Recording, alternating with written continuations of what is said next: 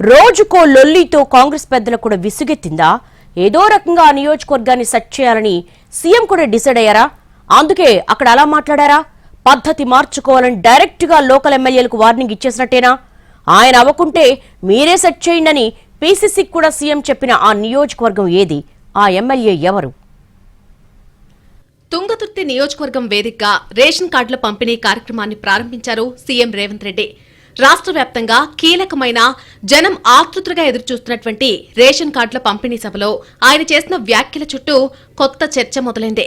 ఆ మాటలు కొందరికి చురకలు పెట్టేలా పద్ధతి మార్చుకోమని వార్నింగ్ ఇచ్చినట్టుగా అనిపించాయట.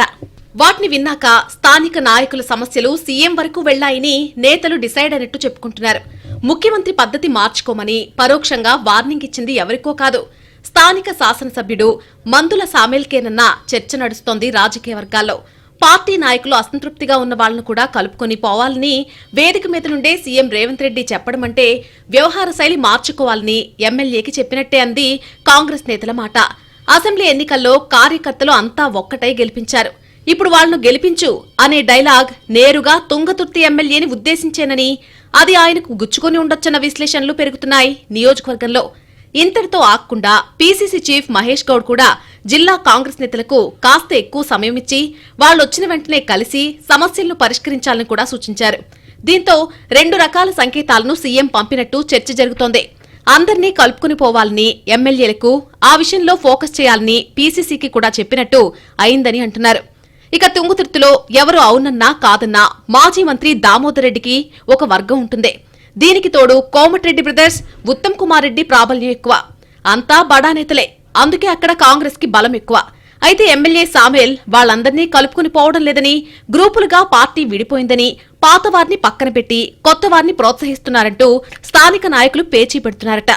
బీఆర్ఎస్ నుండి వచ్చిన వాళ్ల దగ్గరికి వెళ్లండి అని కొందరు నేతలకు సూచిస్తున్నట్టు ప్రచారం నడుస్తోంది. పాత కాంగ్రెస్ నేతలకు క్యాడర్ కి మధ్య గ్యాప్ ఉందనే టాక్ ఎక్కువగా నడుస్తోంది. వీటన్నిటినీ ఇంటెలిజెన్స్ వర్గాలు ఎప్పటికప్పుడు సీఎంకి నివేదిస్తూనే ఉన్నాయట. దీంతో ఆయన కూడా దిద్దుబాటు చర్యలకు దిగినట్టు సమాచారం. దాంట్లో భాగంగానే సభాముఖంగా అందరికీ విషయం అర్థమయ్యేట్టు చెప్పారన్న చర్చ జరుగుతోంది. ఈ సభలోనే ఒకవైపు ఎంపీ చామల కిరణ్, ఇంకోవైపు దామోదర్ రెడ్డి ప్రస్తావన తీసుకొచ్చిన ముఖ్యమంత్రి కార్యకర్తలకు రూట్ చూపించినట్టు అయిందన్న విశ్లేషణలు సైతం ఉన్నాయి. అయితే ఎంపీ చామల కిరణ్ తుంగతుర్తి ఎమ్మెల్యేకి మధ్య సన్నిహిత సంబంధాలే ఉన్నాయి కాబట్టి సమస్య లేదు.